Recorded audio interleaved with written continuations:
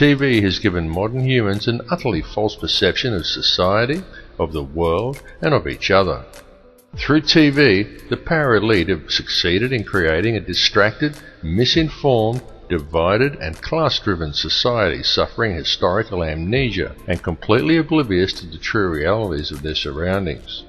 And all of these people view themselves as truly informed and are very quick to berate and ridicule anyone who offers them an alternate perspective.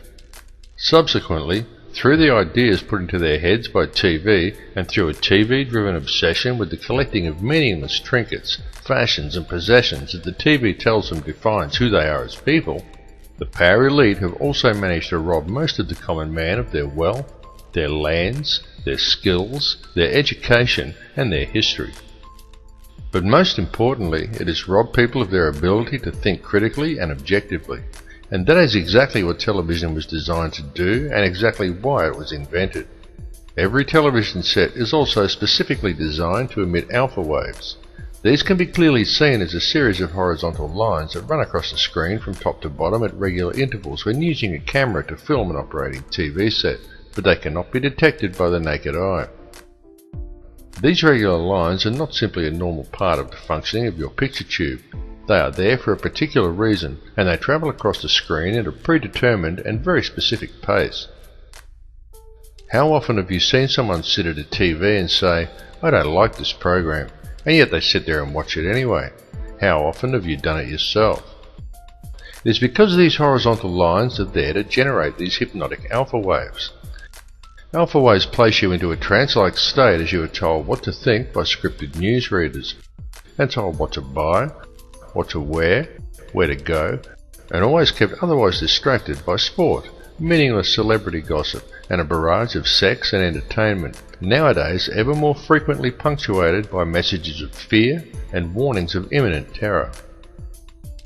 These alpha waves produced by your TV set affect your electrical field even if you are not watching it. The TV merely has to be on.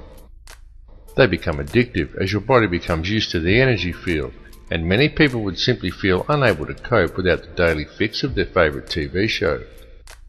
Then this hypnotic state carries on throughout the day as people work robot-like at their given tasks, usually discussing whatever the television taught them with their co-workers. Often people think they are discussing their own thoughts, but when the conversation is really analysed, it's usually not. It's about what show they watched last night, or sport, or something they learned from the Discovery Channel, their feelings towards the opposite sex, or perhaps something like the war on terror. And whether they realise it or not, what they are talking about, and 98% of what they think they know about anything at all, has been taught to them by the television, or by print media that is wholly owned and controlled by the very same 6 people who own all the TV stations. That's right, 6 people.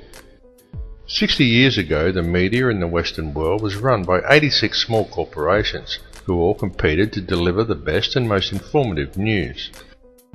Today, it is run as a well-oiled, very streamlined and tightly controlled machine by just 6, who now control all major Western mainstream television and print media. And with the current rate of corporate growth, that number is set to soon drop to 3. This has set an extremely dangerous precedent, as it means that all televised and mainstream print media is now controlled by very, very few people. For a better and more informed perspective, obtain your news online from one of the many emerging independent websites, and go to many sites from different countries and sources to compare the same story from a variety of perspectives. You have been told that the internet is an unreliable source of information, and it is true that there are many bogus websites. But there is also a lot of very reliable information from very reliable sources, if you look in the right places.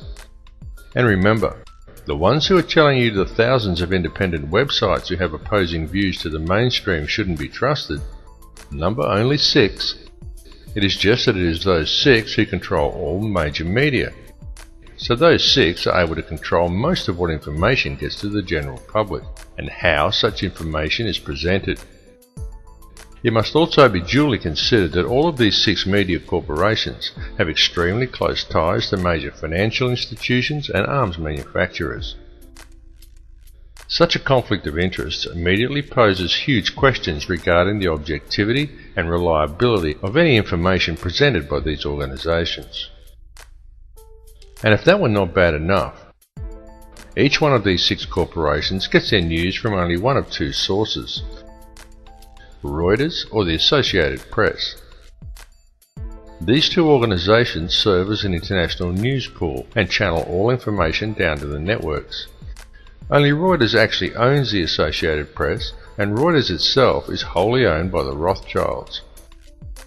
This is why there is never any negative press about the World Bank or the international banking cartels reported to the people by the mainstream media. It is why the majority of people have no idea about Codex Alimentarius or the real effects of fluoride, and simply do not know how the world and its corrupt money system is really run. There's a method to their madness. There's really not much method to yours, because you're operating from a place of ignorance. You don't even recognize half the weapons that they use against you. And some of them seem so insignificant that you don't even try.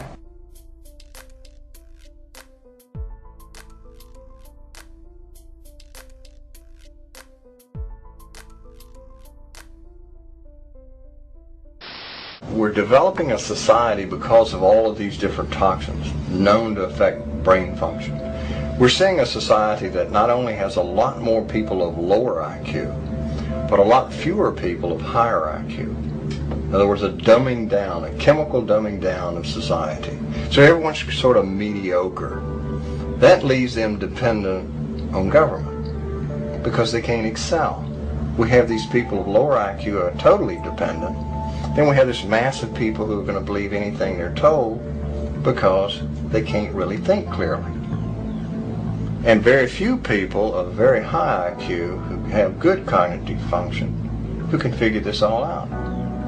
And that's what they want. So, you can kind of piece it together as to why they are so insistent in spending so many hundreds of millions of dollars of propaganda money to dumb down society.